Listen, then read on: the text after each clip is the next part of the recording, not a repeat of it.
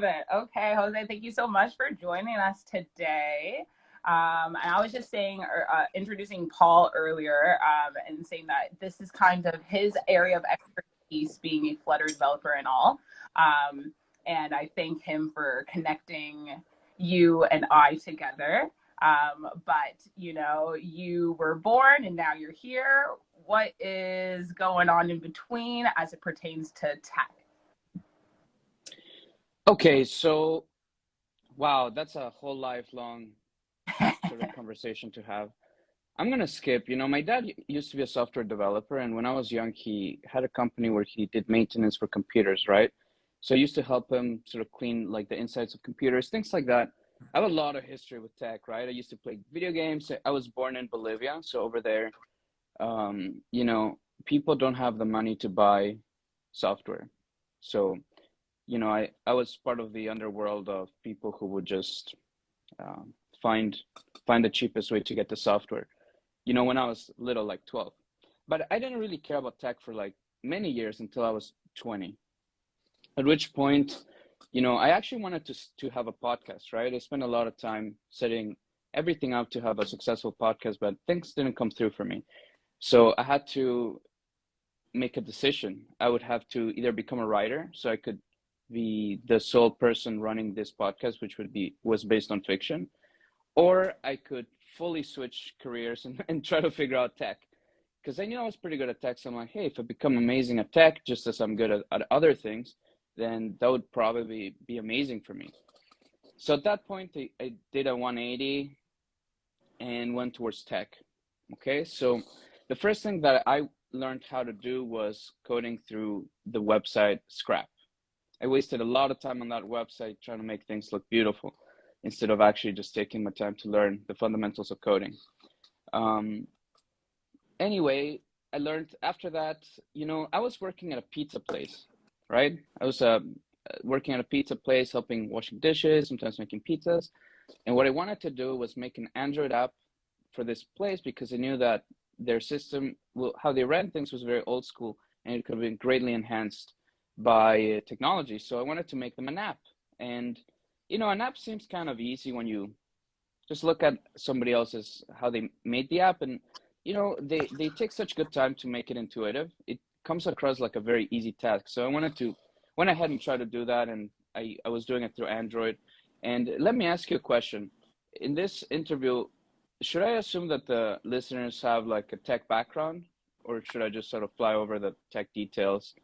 I say small tech background, like a lot are Like a kind of scattered along the learning to fulfilling, career goals with tech. So I think that the broader maybe would be the best, but like don't shy away from technical terms. Okay, I'll try. I won't go super deep. I'll go just a little bit, right? So, okay, so I learned how to make the Android app. It took me about 8 months, and I did it with barely any guidance. So the app was horrible. It was absolutely horrible. But when you held it, you could actually use it, and it was kind of nice. I didn't know how to make for example, borders using like how you're supposed to do it on Android. So I'd actually go in Photoshop and get like a PNG of a border and paste it in. It all looked nice, but it was wow, it was like so bad. I didn't know state management or like the life cycle of like an object or anything like that. So in order to sort of pass data around the entire app, I'd actually be persisting and using SQLite on Android. So that would be my state management. So everything ran really slow and it was Right. horrendously overcomplicated. However, I found a great YouTube channel, and I guess if people are trying to like, if someone's listening to this and they want to go from zero to hero, my very first bit of advice would be to take the time to find someone excellent on YouTube who you can learn from. That was my mistake. I didn't do that. So, but for about a year, I was aimlessly just going off whatever I could find, and so I did horrible things. The nice thing about it is that it taught me how to solve problems on my own, which is Yeah. absolutely important. I'd say most people should really not be asking for help. Right. That is my other bit of tip is try not to ask for help. Just do it yourself because at the end of the day, that's what everybody's got to do, right? at the Yeah. end of the day, no one's gonna have your hand. No one's gonna hold your hand and take you to the solution. That is why they pay you, right? If you want to be Yeah. a paid person, you want to be an Yeah. expert, is because you can solve problems. So training to solve the problems is the master key. Absolutely. So that's the keyest thing, I'd say. Okay, Yeah. so I learned that, and see, for me, and for someone listening to this who might be wondering, okay, I want to get into tech, right? There's so many avenues. You can get into crypto development, you can get into app development, you can do AI, you can do compilers, you can do a whole world of things. And if you're listening to this, I mainly will be speaking to someone that has that is similar to myself, right? So if you're kind of like me, so I've always have had an entrepreneurial mind, right? So for me, it was very important for me to try to make a product. Because of that, I focused on front end development, right? So if you want to make an app, if you're thinking to yourself, I might want to get a job, but I also want to make some sort of product that people can use, that I can monetize. One of my suggestions would be to perhaps listen closely to what I've been doing, because that's the path I've taken. So yeah, so I did Android, then I wanted to learn iOS development, right? Android was a whole mountain to climb, probably about a year and a couple months to learn that. And then I was like, hey, it's time to learn iOS so that I could, my app I can be on iOS and Android, right? It only makes sense. I'm in Canada, and a lot of people use iOS. I don't know the distribution. I think it's for every 10 people, probably like 7 are on iOS, especially young people. Not entirely sure, but it's around there. However, when I was learning, I started to learn more broadly about different technologies. And I learned that you could make apps on one code base that would work on both Android and iOS. And so two of those technologies that were popular at the time were Flutter and React Native. And just by asking people on Facebook groups, I got the sense that Flutter was the way to go. So I gave it a try, and wow, was it amazing. It blew my mind. It was a joy. I fell in love, because there were some things that were kind of difficult to set up on Android that were so quick on Flutter. And I'm like, damn, this is going to work on iOS too? Wow, awesome. I should learn this. And so I was in love. I went all out with it. Yeah. And, I was working. The most important, see, someone listening to this, if you're in a situation kind of like where I was working minimum wage jobs, so I was working at pizza places as a line cook and so on, it's like in retail and stuff like that, and you want to upgrade your career to become maybe a software engineer or something like that, something with tech, my biggest recommendation is to try and find a job where they will allow you to read, because that was a huge advantage for myself, right? So I got a job at this shop, right? It was an adult shop. That's not a story for another time, but the great thing They about it is that have was time. yeah. The great thing about it is that a lot of the times there was no customers, so we were allowed to read or something. So what I would just printed the documentation for Flutter, I bring it on, and every day for about 3 hours I'd be like doing nothing. So it forced me to sort of try to make it productive, so read the docs, right? And so that was great for me. And one day, by mistake, I was hanging out with my girlfriend. I forgot that I had a shift at work. So that sucked, right? I was so ashamed. I get really ashamed if I don't fulfill a commitment or something like that. It was really hard for my soul. Some people do it on the regular, and it's kind of not that big a deal, but for me it was huge. So I had to quit the job on the spot and never see the people again. Just apologize and be like, I'm sorry, I can't. It's too much. It's too much. So I had to leave. The problem though was that I had like credit card debt.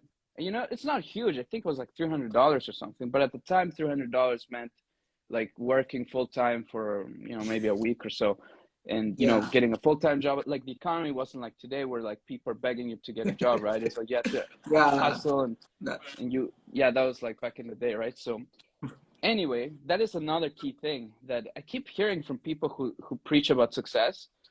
They say, get yourself into a situation where you just cannot lose. Like if you lose, you're screwed so bad, there's no way you can fail. So when I was at that point, I'm like, okay, my thing is I'm not gonna apply for any other job like any minimum wage job. I'm not gonna like try to work at McDonald's or Something that's anything not like that. Sorry? something that's not in tech. Like you weren't going backwards, you know, you're looking forwards now. Yeah. I had to go to tech. So because I owed money, because it was such an important, like it was such a thing, it motivated me to hustle like 10 hours a day. And that's it. Maybe Paul started to meet me around that time. So what I did was, I would do live streams on Facebook where I would just code. And a lot of the times it was a bit embarrassing because I was kind of new and maybe I knew how to do most things, but when I got stuck, man, it was like a 2 hour live stream where you're going like, oh, what's going on here? And you know, when you're live stream, you're supposed to be the expert, right? So it's kind of embarrassing, but I don't know. I knew that if you make a lot of noise, and this is my advice for anyone wanting to get in contact with an excellent person, which is the way towards finding good work. If you feel, for example, if you feel like you're in the situation where you're actually a pretty strong coder, maybe you're a talented person, you believe in yourself, you think like any company would be glad to have you, but for some reason they don't give you interviews or you don't know how to apply or anything like that. My biggest advice to you is to try to massively expand, be seen by other people, because you don't want to be seen by, well, who cares about being seen by the masses? It's not really important. What you care about is being seen by that one person that is critical. And in order to find that one person, you have to be very targeted and very, very loud and really show them who you are, you know? Maybe my resume at the time was zero experience, zero work experience. I don't know, I guess I'm just a nobody.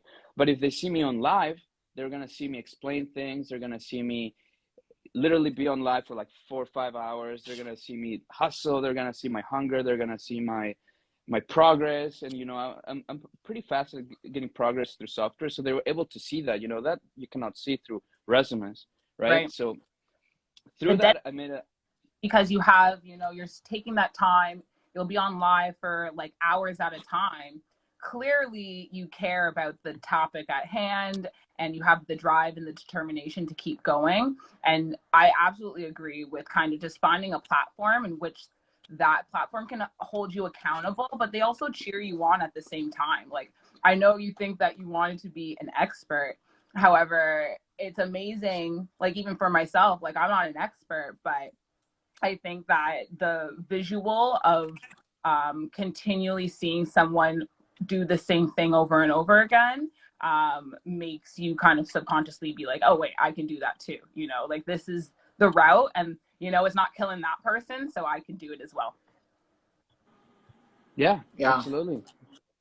So to cut the rest of it short, I got a job, which was amazing for me. You know, I was having anxiety. I'm like, oh man, am I gonna be like 50 years old and having not really accomplished anything could be proud of?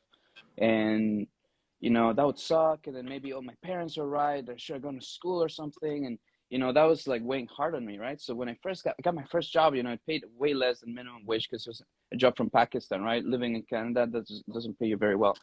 But I hustled my ass off. Literally within 6 months, I was working. Um, I actually completely superseded my own expectations of income and the sort of project I'd be working on. And ever since there, I've been working really hard. And, you know, recently this year, I started working on a project that is the culmination of all my research and all that I've thought about, which is pretty much, you know, I guess I'll talk about that later, but it's pretty much, I'm trying to make the best Dart tutorial that's ever been created. Okay. And I think we're making it. I think we're making it. And it's software. So it's not a video, it's not a series of video. It's leveraging software. We're gonna be able to teach people really, really well how to use Dart, and then later on Flutter. That's awesome. That's awesome. Is it you and Paul together? You know, Paul has been helping me out a little bit, but it's mainly me and my girlfriend. She's an amazing graphic designer. So she brings that lovely design, and you know, we spend a lot of time making sure that things look gorgeous and it's like very intuitive. I'd say if it wasn't for her, I'd be screwed. Because I can make software, I can make any software big, but you know, that's not the whole story, right? Yes, there's the aesthetic portion of it that I struggle with. Like I'm really good at like putting it all together, but making it look nice from scratch is something that I struggle hardcore with. So I think collaboration is the best, because um there's full stack developers, but I don't know anything about mobile. And so if I want to choose to move an application that I made on web to mobile, like I'm not going to sit around for a whole year while my product sits in idle when I have awesome people that I can collab with and kind of, take that brunt off of you. Cause I think that's a lot of it. Some people think that you have to do everything, and you don't have to do everything. There's all facets of this tech industry, and we're all here to lend our expertise in like the little snippet that we have, and why not utilize each other, because we can all make the money at the end of the day. So well, we love that. Was your girlfriend originally into graphic design, or did you persuade her, or did she persuade you? I kind of, she's an aesthetic person. Mm-hmm. And one day we were like, hey, let's do this like little couples activity where I'll draw like a little, let's just draw things for each other, right? And I drew some stick figure and she drew this like gorgeous little scene. And I'm like, okay, you're amazing at this. And she's always been into aesthetics. I think she used to make wallpapers and when she was little, like on Pinterest or something. And apparently one of her collections got like 20K hearts or something like that. So I'm like, oh, she's got something going on. I knew it. So I always have wanted her to help me. Anything aesthetic, she's in charge of. Any decorations, even she helps me pick my outfits and things like that. Well, I try to get her to help me, but because I'm like, hey, you're the right person for the job. Anything aesthetic is on you. That's good. Yeah. That's a big teamwork there. Have you ever, during this whole journey, thought about quitting? And then if so, was there like, what was that turning moment for you to be like, no, like, let's finish what we started? Everybody has different hearts, I guess, predisposition. Some people doubt themselves. I never really doubted myself. I've always thought highly of myself and that I could accomplish anything. But you know what? I will tell you. So not in coding, but like I thought I wasn't gonna make it. Like I was trying to do a podcast, I was trying to do media, I was trying to do all sorts of different things. I wanted to make a product, all sorts of things, right? But then it wasn't really working out for me, and there was so many like challenges. I'm like, oh man, I'm screwed. I better just go back to. I better just join uni, and I'm sure I can pass the uni, right? So many people do it. So that was my point of like doubting myself. So I joined. After, when I got more confident, I quit. But yeah, that was my moment. And I thought it would be like a safe bet to join, but oh my God, uni is not easy. It's a lot of work. It's a lot of work, and even for majors that aren't considered as tough, it's a lot of work. It's a lot of work, and I'm like, hey, I could if I put in this much work towards just doing it on my own, I'm sure I could do better. Right. How did you find the resources needed to accomplish, your goal of learning how to put together an app? Was like Google obviously your friend, or did you have specific resources other than that YouTube? What was the YouTube channel that you ended up Coding with Mitch. If you're into Android, I say look into him. He's great. Okay. So how did I learn? Well, yeah. I wanted to, for some reason, I always knew that like coding generalizes. So if you can code in one language, for example, obviously, so long as you learn the syntax, you can code in another language. So I wanted to start with Scratch because I felt like, I think I did like a course in high school where we had to use Scratch. And, Scratch is a website made for kids to learn coding that is drag and drop. So there's not a lot of, you don't have to worry too much about syntax. A little bit you got to worry, but it's all kind of color coded and it's nice for kids. So I just wanted to see, like, challenge myself. Can I do it? If I can do it on Scratch, then I can do it everywhere, right? So I started there, and I would say I recommend it. People who are starting to code, because sometimes you think you got it, you put it together, it doesn't work. We all know this from coding, and the process of figuring out what's going wrong, what's going right, and you know, putting it together, that is much easier and through Scratch. Because, you know, let's say you're doing like an application, as we know, there's a lot of technical things about installing a development environment. Sometimes you get some sort of dependency issue. Sometimes if something's out of date, you know, you don't want to be stuck on those technicalities when you're just getting started learning how to code. So I think Scratch is a pretty good one. It's a great resource. And after that, you know, you got to have an eye for, in life and in learning how to code, having an eye for talent is key. Who you're going to be friends with, who you're going to, you know, date, who you're going to learn from, who you're going to listen to on the news, just to be aware of like what's going on in life, what book you're going to read. It's pretty important to have some sort of refined ability to know what's excellent, what's great, what's a great person, and then you just go through all the videos or as much data as you can, and you start to like pick apart who's the best and try to respect the best and try to emulate it if you can and learn from it. Maybe you can get better than the best if you go all out. Yeah. So I know you said that you suggest that we don't ask for help, and I also agree with that. But say you do have a little bit of run in, where is your kind of like, how do you get past that wall? Well, of course, Stack Overflow, every developer knows, hey, you go there, gold mine, right? You can find any problem. Where do I go? You know, I haven't, you know, I wish I had the, you know, I had the luck for my second job ever. The first, like, you know, kind of better job that I had was working with the UK with the person that got me, you know, some of my best connections and contracts. I had a tech lead, right? And that guy was just amazing, and he was able to guide me a little bit, because I was always doubting myself. I'm like, I'm doing it this way. I barely know the surface. Let's hope this is fine. I don't know if this is how they do it, how the pros do it. I'm just doing it like this. Let's hope. And he was like, oh, this is fine. This is not fine. This is why. And, you know, he's such an intelligent guy that I'm like, hey, whatever he says, I'm just going to follow. Yeah. So how did I come across him? You know, I think if you really work on yourself from the bottom up, and reading books is key. Reading books is the absolutely keyest thing. You gotta, you know, what I did for about a year was just try to block off most connections and just read as many books as I could. Some of them were self-help books, some of them were like specific books on career, some of them on motivation, some of them on health and exercise.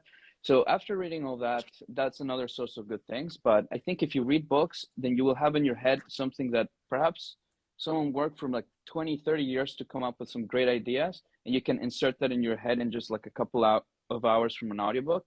If you can do that, you really are feeding something great. It might not be immediate at the moment because you're not getting paid for it, but in my career and in just my life, I've found that to be like absolutely excellent. So the books, and because of the books, I would say, and the practice of speaking and coding, I was able to find a great mentor. And because of that, he was able to show me. Ever since then, though, I've been somewhat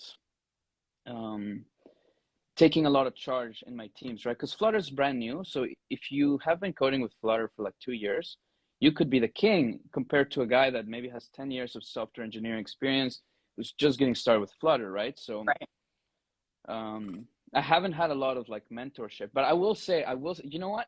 I have a younger sister, right? I have a younger sister. And I've been coaching her. I'm like, hey, you got to get on this. Look at me, you know, making all this money. It's all great journey. You should get on it. Quit everything. Join me. I'll teach you everything. And I've been just walking her through everything in a patient way, just feeding her all the right things. The problem is that I noticed that because she didn't go through the journey of grit that you have to go through to like struggle and actually find the answers yourself, that actually is kind of detrimental. So I had to stop teaching her and be like, hey, learn it on your own from now on. Like if you're super stuck and you need just like a tiny little thing that can help you, move you forward, it'll save you like a week of struggle. I'll do Yeah. it. But yeah, you gotta do it.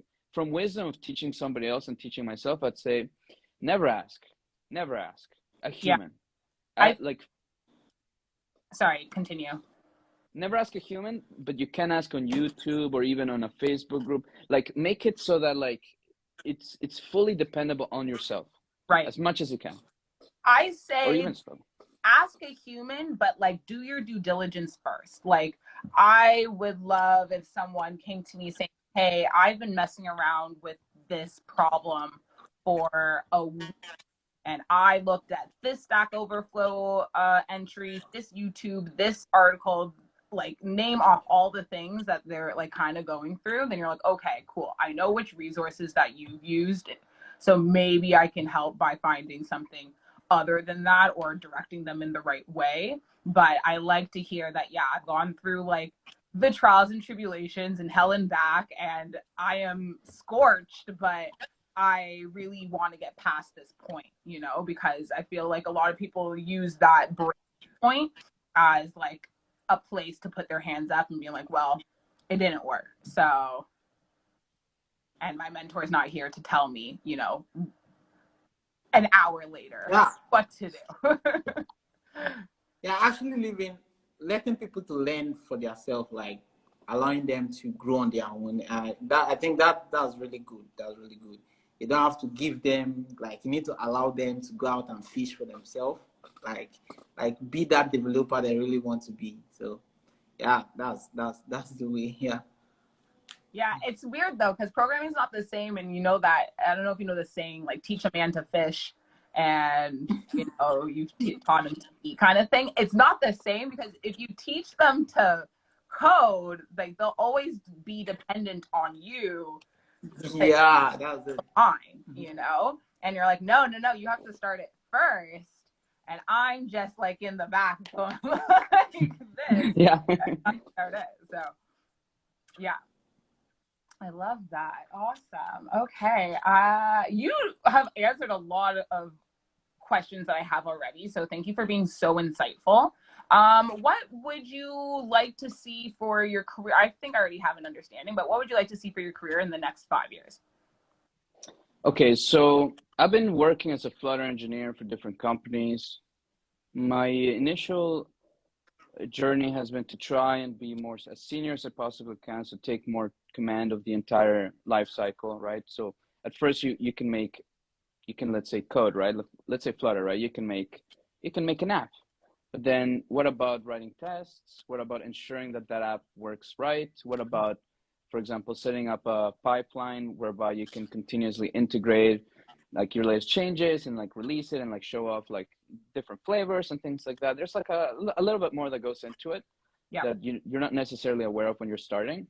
So that was my first sort of like flow towards. And recently this year, actually, the very first day of the very first year, I decided to take about a month off from a good contract I had. You know, I was very happy with it, but I had to give it up because I've always believed, well, it just makes sense when you can make a great app that helps a lot of people out. You're just going to get a lot of value from it, and with that value, you can do amazing things. You know, if you have like a good soul and you want to help out the world, then that is really the path. You know, working for somebody else is just gonna make somebody else rich Right. and somebody else powerful. And let's hope that they got a good heart. You know, they can help out the world through that. But if you want to help it out yourself, you gotta make your own thing. So that's what I've been working on. You know, and that is what so the next 5 years, hopefully. Well, there's a lot of within the next year. I'd like to launch my application. Within the next year after that, I'd love to monetize it properly. And within the next year from that, I'd love to uh, engage heavily with philanthropic activities. That's been the drive from the very beginning. It's Right. really like, okay, so like, you know, let's say you're a software engineer, you have a moderate career, you're good, you know, you don't really, like, you can just get a place pretty much wherever you want. You can like buy whatever you want. You can get like good tech. You know, you're good. You know, you don't need anything. So why would you hustle your ass off to like keep on climbing up? What motivates me is helping out people, just helping Right. out the world. You know, people, especially, you know, people, as Paul knows, people in Africa have it tough, you know, in Nigeria, because they literally gotta pay for their data, and Yeah, Wi-Fi is not readily available. So when I insane. see that, I'm like, it's a pain. So I was it'd be really shocked. cool. So the company and the app that I'm starting is called Launch, right? It's supposed to teach you how to launch your own products or career, and it's like teaching you how to code and all that. And we want to work on a program, you know, later on, maybe a year or two. It's called Launch Stars, right? So what the stars are going to be is going to be people who are from like a disadvantaged place in the world who just want to learn tech, and they have a lot of, you know, they have good work ethic, and they have a good mind and a good heart, and we would just want to help them out, maybe get them a laptop, maybe help them pay the internet bills, and help them get them moving, you know, maybe give them some mentorship. And that's like, you know, I'd love to help out a lot of people. So that's where I see the thing going forward. And hopefully if Launch goes really well, and we're able to do all these things we want to do without worrying too much about maintenance, or maybe we sell the project or something. What I'd love to do is make amazing apps that I don't have to think too much about monetizing. Right. For fun. Right. With my girlfriend, she designs it. We talk about, oh, put the button there. Oh no, that's better UI. You know, and then we make it. That'd be amazing. I would love to see the both of you on live stream. Like, I feel like that. Damn, I've been thinking of the same thing. Definitely. Like, that'd be sick. It's a tough sell, guys. You know, I would love to do it, but you know, the thing is, you know, I wanted to do podcasts, right? And I wanted to do YouTube back then. However, here's something.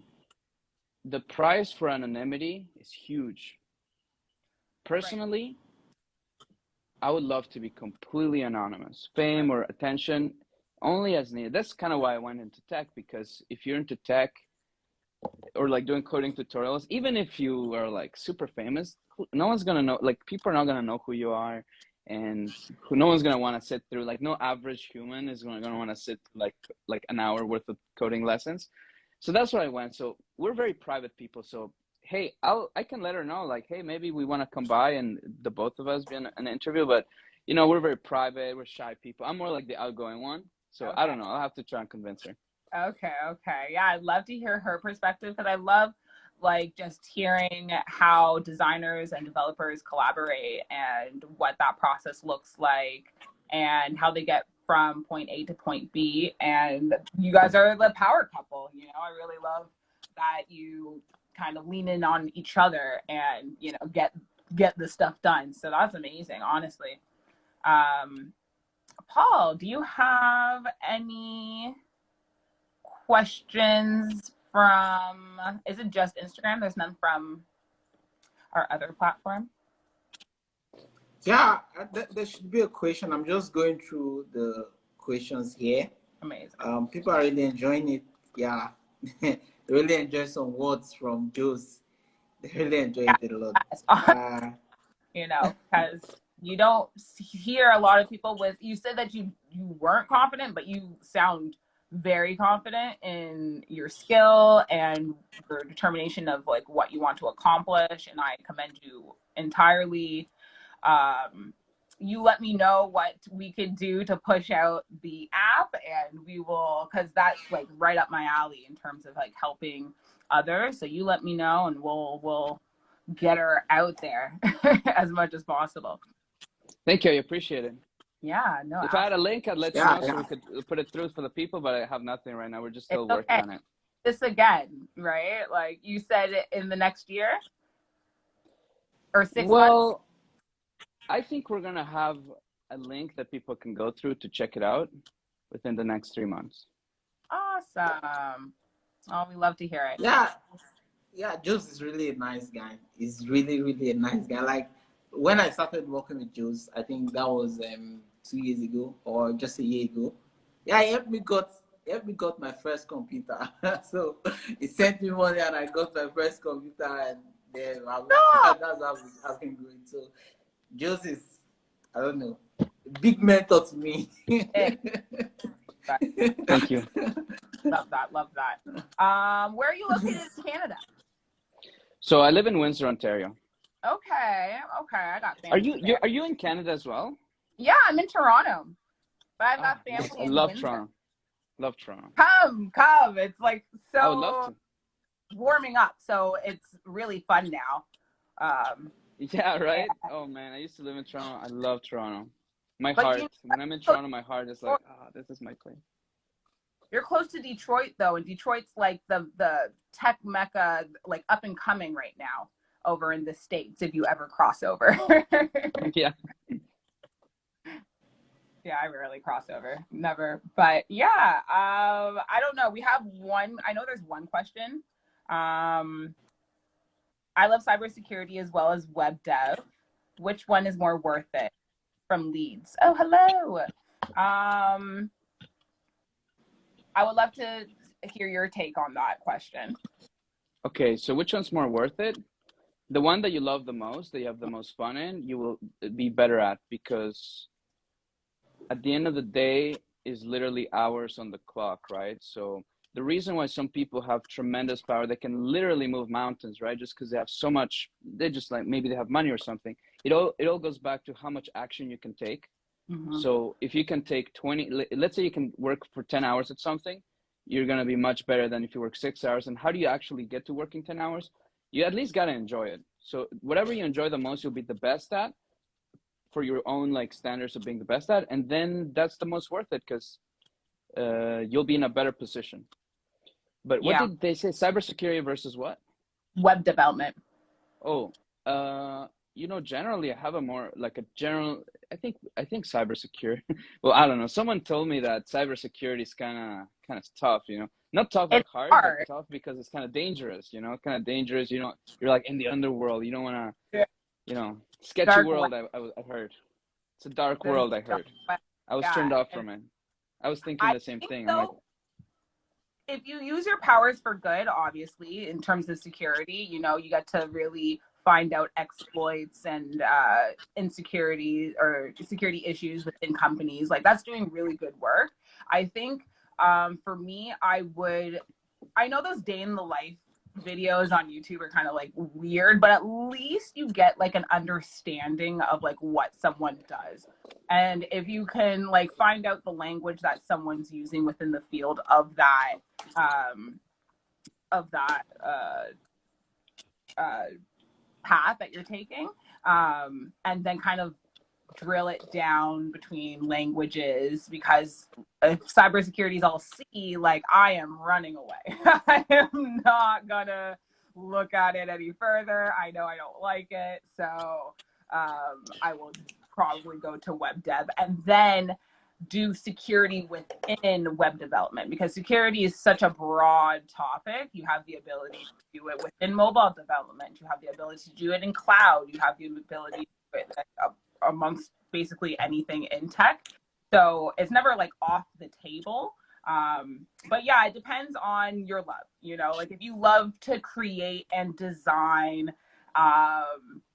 web development, I would go for.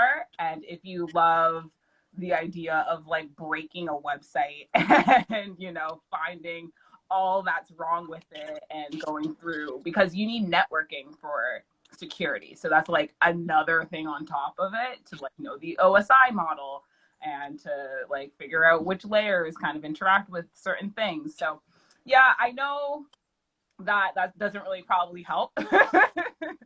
But someone told me once that like the contracts are a bit sketchy, because if something goes wrong, they might blame you. It's just like a sketchy world to deal with for that. But yeah.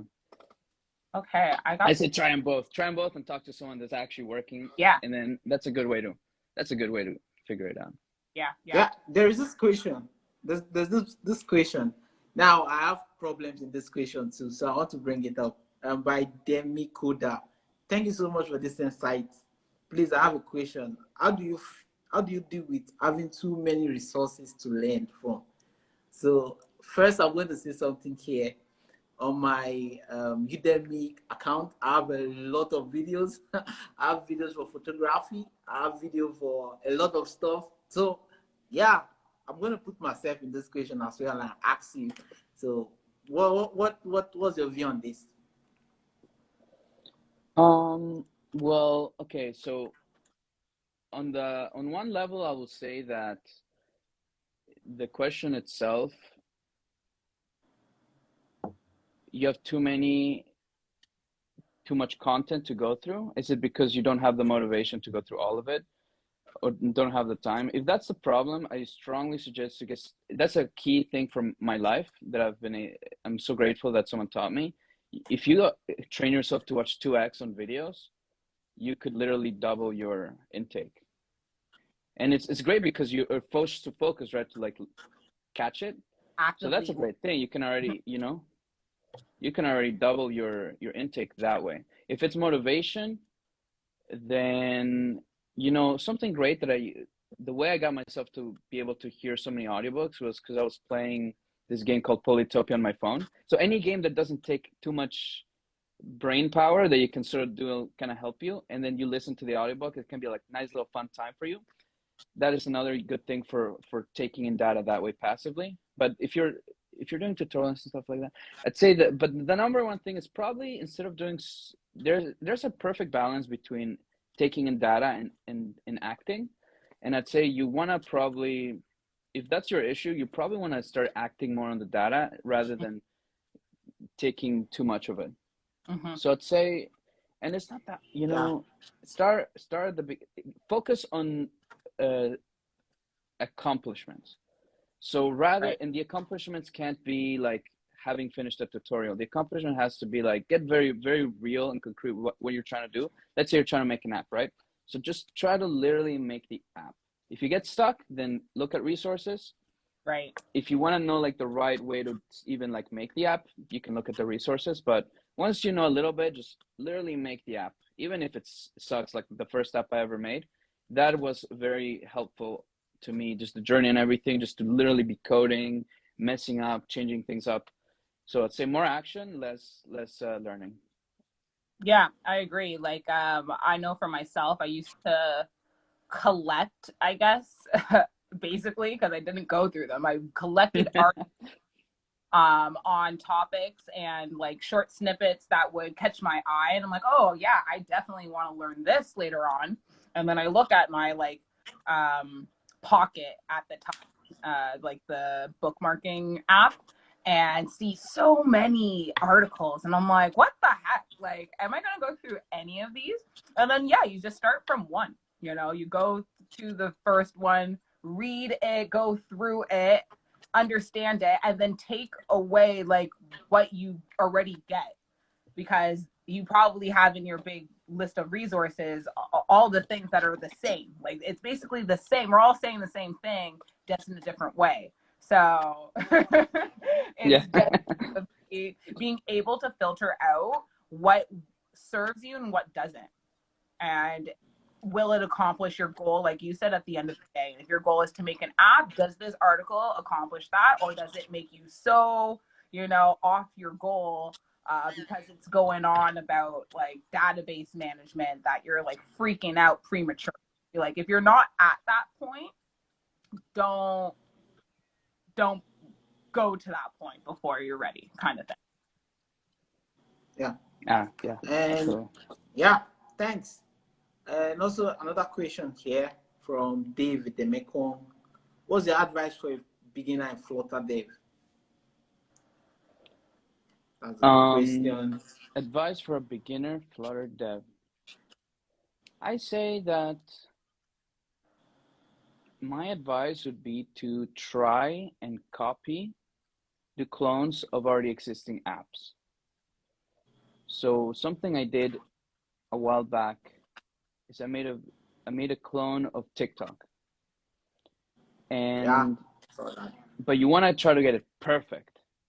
And Right. the journey towards getting it perfect is how you really elevate your own skills. Right. Because they're excellent engineers making the app, right? There's a lot of grace, a lot of greatness to it. And if you can match it, you're almost like sort of leveling up to their level.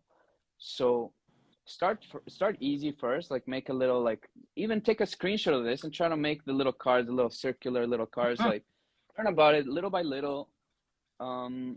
Another great thing is there's a lot of YouTube videos where people make speed code. So when you're too tired of coding, watch the speed code at 2x speed or something, and just let your brain soak in that stuff. And another thing for learning to code, I'd say, be okay with not understanding what's going on. Like, just let it wash over your head, and then eventually everything connects, and you'll remember, oh, that's start getting content. It'll start working out. So that's my advice. Start there and play around a lot. Watch tutorials. Find good mentors. Paul has a great channel. You can follow him. Some of the great people out there. I like Risa Coder on YouTube. It's good for Flutter code. Who else is great? There's like the Boring Show from Flutter itself. From Google. Right? Yeah, from Google, Flutter. They made that Boring development show. That's a good one too. Yeah, just looking. You can go on GitHub, look at some apps, try to understand each line of code, Googling everything you don't understand.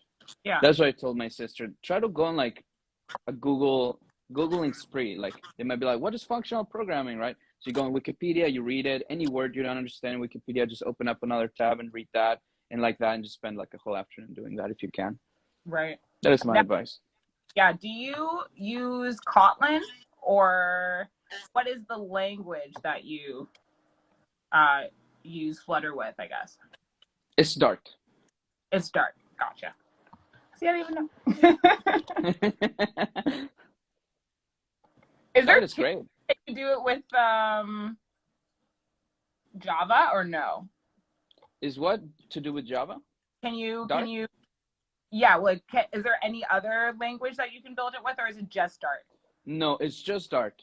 Okay. Because when you build Flutter, so the reason why they're using Dart is because it compiles to native code, pretty much ARM or base64, and it can also compile to JavaScript. So that's so that you can get your Dart code to work on pretty much on computers, on phones, right, and also on the web. Because you take that Dart code and then that becomes this other stuff that will work on those devices.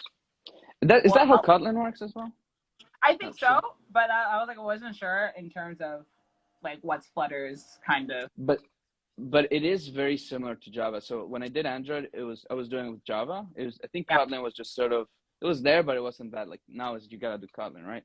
But back then it was Java that I was doing, and it was very easy to switch because they're all like C-like programming languages. Right. Lovely stuff. Dart. Mwah. Love it. Is this for? Yeah, big fan. Are you able to update the latest version of Flutter, the 3.0? Yeah. Flutter upgrade, and then just wait for it, and I didn't have any problems. Some people are saying, no dependencies out of whack because of it. Did anything go out of whack? Yeah. Something went out of whack, actually. I don't know what happened, but it's fixed now. It's one of those things that I don't know why it was not working, but now it's working. It's one of those things. But aside from that, the Flutter 3 is working great. It's like faster, smoother. Everything is much better. I'm like very happy with it. And now you can do Mac OS apps with it, and Linux. You can just work on that. Keep up with any like outside resources or news to keep you up to date on Flutter, or do you kind of stumble upon things, or what's your I stumble a little bit. On LinkedIn, I follow a lot of developers, so sometimes they'll post something interesting. The documentation is great. You gotta reread it or re-go through it, and I'm doing that actually at this point. Going through it like a little bit, seeing like what they've changed, like their latest thing that they're suggesting you do. That's how I learned through it, and then also through experimentation. It's all based on product. So here's the thing. Here's actually for that person that asks like, oh, I have too much data. You see, I'm not that knowledgeable about things, and I've never been greatly knowledgeable, because I think that the key is to emphasize the most important thing, right? So it's like the 80-20 rule, right? Like 20% of the things will get 80% of the results. Right. So you actually want to block out most stuff. You want to remove everything. Just really don't let that cloud your mind and just really focus on those little things. So I didn't know any, like, for example, back-end development until like 4 months ago. I didn't like most of the things I do, I'm learning from the ground up. But when I learn them, because I'm not clouded with all these different things I'm trying to do all at once, I just do the one thing. And that I found that to be great, very helpful. Anyway, so what was the question? What was the main thing the question was asking?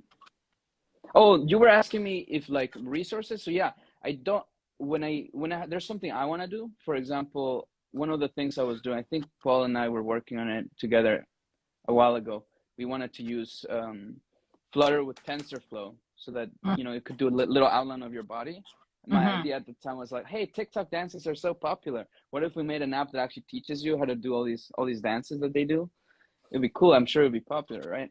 Yeah. So when it came to that, I didn't know anything about it, but then it was just like, hey, I have this actual need. So stemming from that actual need came the research. Right, exactly. Because you kind of already know what the outcome is. When you kind of start a project kind of aimlessly, you know, you're like, okay, I want to make an app, but unless it's like finite, where you know like the functionality and kind of understand the architecture almost in a way, will you start to go from like point to point. And I think that's invaluable. Just having a project that you're working on, you can have it or you can do tutorials in the meantime, but always kind of refer every bit of knowledge that you do learn back to your original project, because that will keep your interest engaged. And yeah, you'll at least feel like, okay, I'm moving in the right direction. You get to check off the box, which is really nice. So no, I totally agree. I have one question here from Tech Code. Please, what's the best way to follow a coding course and get all the syntax with understanding? Okay, so what I would say is make sure that the coding course is not outdated. It's different in different languages and frameworks. With Flutter specifically, pretty much almost I think 90% of courses are outdated, because I think like a couple of months ago, they came up with this new language features, right? No safety. So now everything you try to copy straight from the tutorial will give you red and it won't compile, it won't work. So first, make sure it's updated. Second of all, I would say that if you think of the mind and like the process and how you save data, like little like sand, right? And every time, let's say like a path of sand or like a path of snow, and every time you walk through, the path gets like more solidified, and after like 100 people went through it, it's like a strong path. What you're trying to do is go through it and make sure that your mind goes through it. Some people copy paste the code, try to get it to work. I'd say just force yourself to type it out.